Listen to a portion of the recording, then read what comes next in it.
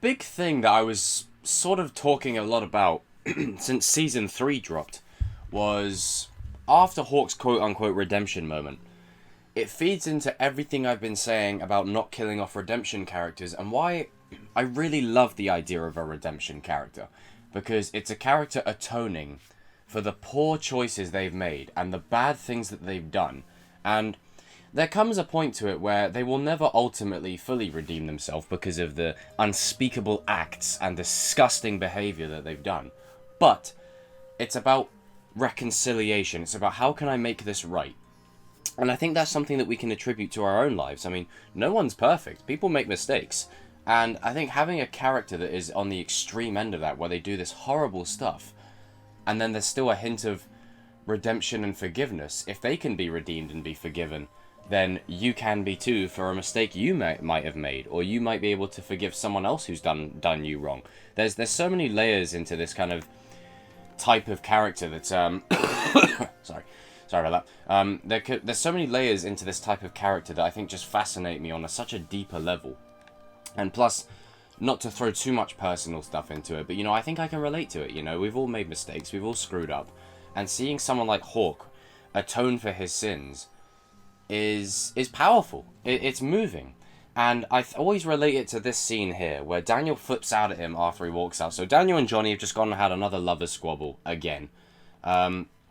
But this is after Hawk's looking at the frame in Miyagi-Do. He's looking at the picture. He's immersed into that world. He's sort of taken by the Miyagi-Do teachings. And it's in that scene where I'm like, oh, yeah, he's definitely joining Miyagi-Do. That right there is reeling him in. And as much as I love Johnny, if you're on the path to redemption, Miyagi-Do is better suited for you. Because Miyagi-Do is about forgiveness. It's about, redeeming yourself. I'm going to redeem you. It's about sorting everything into an order where you get to a place mentally where you feel more at peace with yourself for what you've done because you're helping others. And it's not just a case of, and I link it back to what Sam Wilson said in Falcon and Winter Soldier, where it's not, you don't just go to people and get an apology and that's a redemption. No, you got to go to people and be of service. And after, Chris and Nate, say to him, you're not wanted here. What are you doing here? Leave. Go. And Dimitri, in this moment, doesn't really stick up for him, but I can completely understand because the other members of the rest of the dojo don't exactly have Hawk in their best interest. And this is why episode 1 was such a strong opener for me, because you get to a point where it's like, man, if they'd have kept this kind of level all season, this would have been the best season. Because this episode is by far and above one of the best episodes of the entire show. And then Hawk doesn't cry about it, but you see a look on Eli's face where it's like, Eli's really starting to come back. It's not Hawk anymore. It's Eli wearing the mohawk. And he has this look on his face as he walks off like, man, what can I do? So he talks to Daniel after Daniel and Johnny have their little bickering lovers quiff again. And he says, I don't know where I fit in here. And Daniel just immediately flips out at him. Well, what did you expect? You burned bridges with pretty much everyone here. And the score that plays in this moment, in the offset, just building to it, like it's a score that we've heard a million times before, but it's like done in a new sort of tempo. I really love it because it elevates the mood of the scene. And then Hawk strolls off. Daniel's like, hey, because that's just Daniel recognizing immediately, crap. What have I done? Why did I say that? And then Johnny, showing a hint of caring, which is something I'll get into in another video. He shows a hint of caring, like, what the hell did you do? It's like, what the hell did I do? I'm not the one who's been kicking his arse all day. Hawk is in a space right now where he wants to find that path to redemption, and all that's happening is he's getting beaten the crap out of and pushed and tested. But at the same time, as hard as it is to see, it is fully earned. This is exactly what Hawk was going to have happen to him for all the stuff he was doing in Season 3. This is why redemption characters are fascinating, if done well. And Hawk is done well. Now, they could have done more with him this season. Absolutely. They could have done a hell of a lot more with him this season. But one thing I will give them credit for is in this first episode in particular, there is enough here to set up Hawk's, quote-unquote season redemption where it pays off what I said. Yes, his redemption moment was saving Dimitri, but his true redemption is now. His redemption within himself, knowing that he can win the tournament as Eli. His redemption as a person, where he can make up for the stuff that he's done. and his redemption in how he treats other people. Instead of bullying people and harassing other people, he gets to a level where he actively is of service. And when he comes back later on in the episode, after Miguel does the, good day, my lady, my name is Miguel, and I'll be your chauffeur. Hawk's walking, and I think it's the last time we hear that Hawk theme, that soft one that plays in the offset. It's sort of like that. Think back to season 2 when Dimitri's in the comic book shop and you see Hawk's mohawk like a shark just walking round. It's that score, which I think we only hear it in this episode, and then that's it. I don't think... No, I think there's one more. I think there's one more time when he pushes Kenny up against the cubicle in a later episode. I think that's the only other time, but it is kind of sad in a way because that theme's so cool. But he walks back there, and all you hear is coming down, and he's smashing down the fence, and Daniel and Johnny storm back there. They're like, "What the hell are you doing?" He's like, "You were both right." And it's in this moment that the adults really frustrated me this season, because Hawk tells them, "You were both right. Talk is cheap, because I can say that I want to atone for what I've done, but actions speak louder than words." And Daniel says, "You've burned bridges." And he's like, "Okay, I'll take that literally. I'll build a bridge. I'll build an Okinawan sparring deck. We need... He's almost like the cure to the problems in the first episode. If you look at the first episode, as funny as it is, why do you have a rock in the middle of your dojo? All that kind of stuff. They haven't got a lot of space for 2 combined dojos. There's not a lot of space to play around with. So what Hawk does is extend the dojo, make more space, and make more room. And it's in that moment where I say, you know what? I think he's going to join Miyagi-Do permanently. Even if he didn't get his mohawk shaved, I'd still say the same thing. I think he was destined to join Miyagi-Do in the first place. Cobra Kai turned him into a bitter, evil, horrible monster.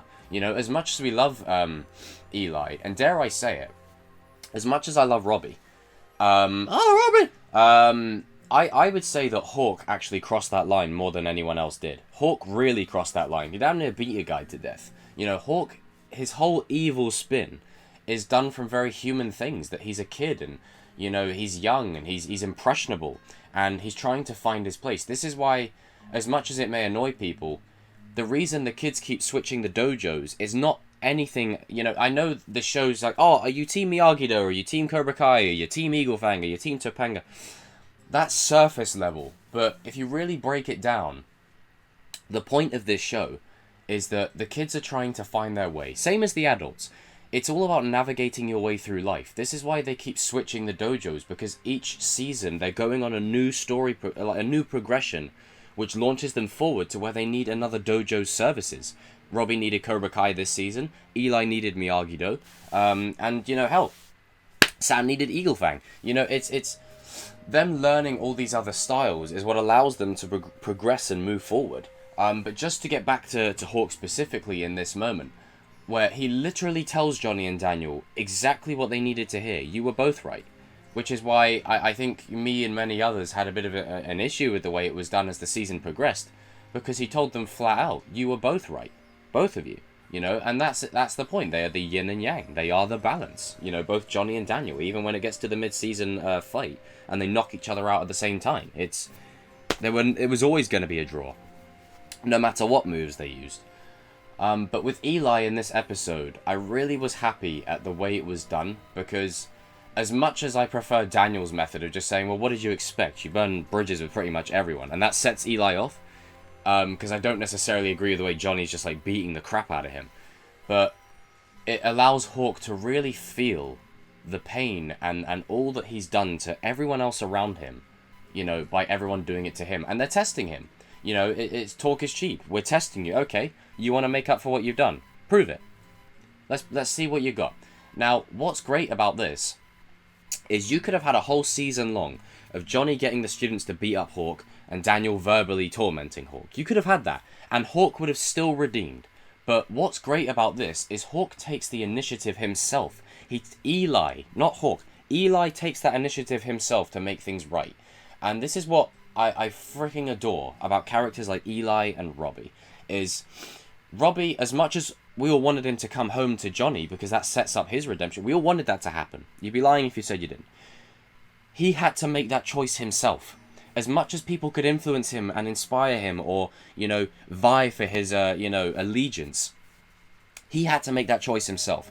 Similarly to Eli. Eli had to make that choice himself. He had to make the choice, you know, I need to do something about this. And Eli didn't necessarily have to do it this quick. He could have waited a little bit longer, true. But I think it speaks volumes of how much he wants to make up for what he's done. It goes back to the house fight. As soon as he looks round the house and he sees everyone that he was supposed to be friends with getting beaten up, and he's like, well, what the heck? What am I doing here?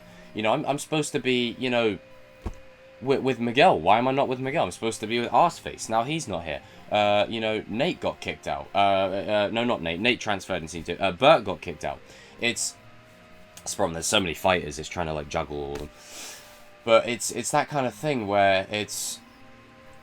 Eli has been tested like no other character, I feel, in the majority of this show. Like, Miguel has had his tests, and Robbie and Sam and Tori.